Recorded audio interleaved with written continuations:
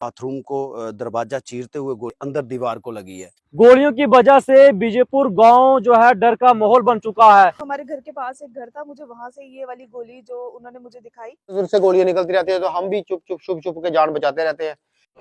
सत्य कहेंगे, सत्य लिखेंगे, सत्य चलेंगे।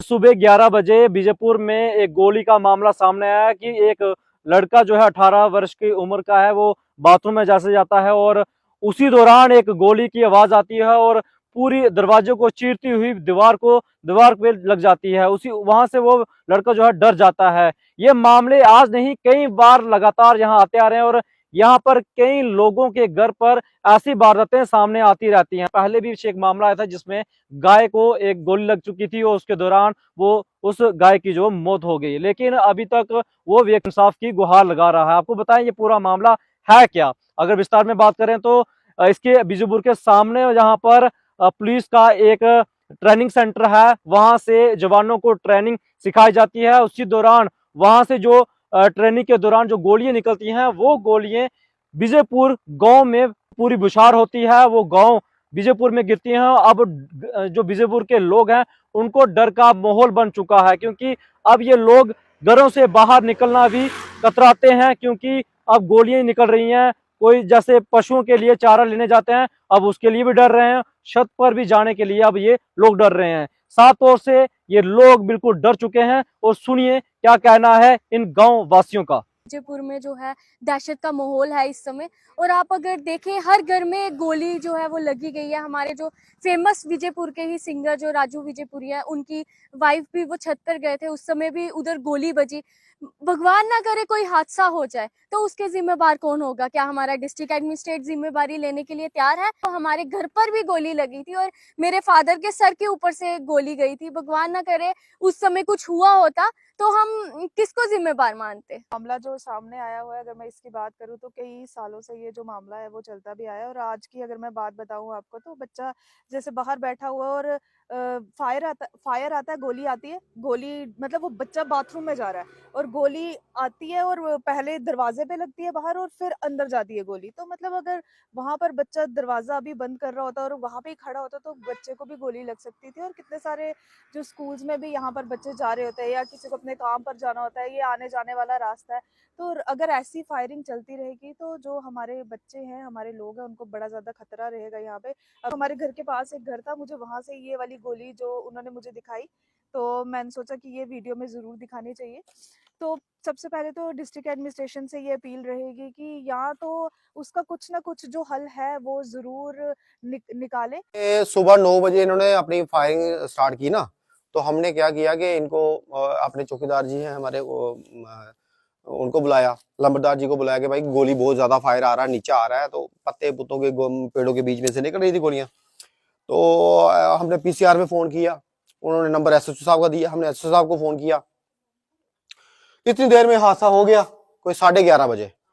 इन्होंने क्या किया, पहले तो डबल फायर कर रहे थे धड़ाधड़, तो फिर उसके बाद इन्होंने क्या सिंगल फायर करते। तब ये लड़का बेचारा बाजार से प्लम्बर है, रोहित है ना, रोहित, वो बेचारा आया, उसने इधर बाइक खड़ी की और अंदर गया बाथरूम के। तो जैसे दरवाजा बंद करता है इस साइड से, उधर से फायर सीधा आया और इसको फाड़ के, दरवाजे को फाड़ के सीधे पीछे दीवार को हिट किया उसने। तो बेचारा वो उसी समय भागा बाहर, डर गया। उसने सोचा मुझे लग गई गोली, आवाज बहुत ज्यादा हुई ना इसकी, तो वो डर गया। फिर आधे घंटे बाद उसको होश वगैरह आया, मतलब थोड़ा ठीक हुआ, तो मुझे फोन कर दिया। फिर मैंने दोबारा एसएचओ साहब को फोन किया, कहते क्या हो गया रविंदर? मैं सर ऐसे हादसा हो गया। कहते यार मैं अभी 2 मिनट में पहुंचता, तुम भी पहुंचो। तो वो इतनी देर, पिछले 10 सालों से हो रहा है सर ऐसा, 10 सालों से लगातार हम कार्रवाई करते रहते हैं। जब पेड़ों से इधर उधर से गोलियां निकलती रहती है तो हम भी चुप चुप के जान बचाते रहते हैं। लेकिन कभी बाथरूम में, कभी किचन में, कभी बेडरूम में गोलियां अंदर घुसती हैं, तब जाके वो ये हम फिर कार्रवाई शुरू कर देते हैं। ये है गदर्भ जी, इनकी गाय इन्होंने 8 साल पहले मार दी थी। तो तब भी हमने बड़ी कार्रवाई की थी, बड़े हमने एफआईआर की है, सब कुछ किया, फोटो भी निकाला हुआ है इन्होंने। इनको 1 रुपया दिया नहीं और 6 महीने गाय अंदर तड़प के मर गई इनकी। एक गाय हमारी नीचे एट अ टाइम ब्रस्ट होके मर गई, वो तो सीधी ब्रस्ट हो गई, पेट की उनकी आंतड़े बाहर आ गई थी। तो तलवाड़े ते आंदियां जी गोलियां, हाँ जी। तो मेरे निक्के निक्के बच्चे भी ऐसे 2 कुड़ियां हियां ते मैं अपने आसेआ बड़ी कोशिश कीती ते साढ़े डीसी साहब होरें आखना असें भाई अस केह् करचै। मैं आखेआ तुस नहीं करी सकदे कक्ख बी, मैं इक करी सकना वा, मैं गौ चुक्कियै ते इत्थे चौके बिच टकाई सकना। हां जी, तो चीज एह् है ते कोई कक्ख नहीं कीता महाराज, उन्हें मेरी कोई रूह फैत कोई नहीं सुनी ते इस वास्ते 3 महीने गौ रेही तड़फदी। फायर होआ दे हे ते जोरे दी आवाज आई, मैं सारा दिक्खेआ मकान च किश टुट्टी आया, की टुट्टेआ, टुट्टे दा बी नहीं लब्भा दा मिगी कक्ख बी।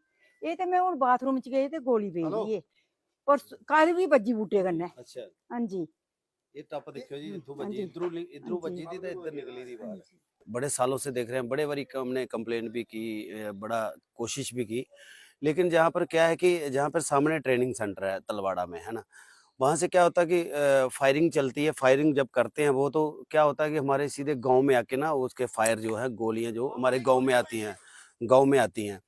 आज आज का वाकया, पहले बड़ी देर पहले से ये शुरू हो गया है काम। 10 साल से ये काम चल रहा है। पहले किसी की गाय मर रही है, किसी का क्या हो रहा है, मतलब बहुत सारी वारदात हुई है। आज का वाकया क्या है कि आज हमारे 2-3 घरों में गोलियां पड़ी हैं और हमने गोलियां भी आपको दिखाई हैं। एक तो लड़का बाथरूम जा रहा था, उसके बाथरूम को दरवाजा चीरते हुए गोली अंदर दीवार को लगी है। पूरा जो गांव है पूरा डरा हुआ है, सहमा हुआ है। हमारा आने जाने का रास्ता है ये, मतलब सारा गांव ही परेशान है। हमारे गांव पूरा डिस्टर्ब है, पूरा पूरा गांव, बच्चे बाहर निकलने से डर रहे हैं। तो मेरी ये रिक्वेस्ट है, ये विनती है कि ये इसको थोड़ा सा, जहाँ तो इसकी डायरेक्शन चेंज की जाए। जो इनका ट्रेनिंग सेंटर है, इसकी डायरेक्शन चेंज की जाए। या तो इसकी दीवार जो बनी है उसको और थोड़ा, मेरी वाइफ छत पे जा रही है और छत पे कपड़े सुखाने के लिए जा रही है। तो जैसे कपड़े सूखने के लिए उधर डालने थे, तो वो पीछे से शी करके गोली निकली और हमारे बेड़े में, आंगन में ना एक आम का पेड़ है, जब आम के पेड़ को लगी और वहां से ना पूरी वो आम की टहनी ही नीचे गिरी। तो मतलब कहने का कि ये है कि हम तो चलो बड़े हैं, चलो अंदर बैठ सकते हैं, बच्चों को कौन रोकेगा, कितना कितना रोकेगा। इसे रिक्वेस्ट है, हमारी ये रिक्वेस्ट है कि हमें नहीं पता कहाँ से ये गोलियां आ रही हैं, कैसे आ रही हैं। ये पता है कि ट्रेनिंग सेंटर है सामने, है ना, उनको अपनी ये डायरेक्शन अपनी चेंज करनी चाहिए। हमारी ये विनती है हाथ जोड़ के।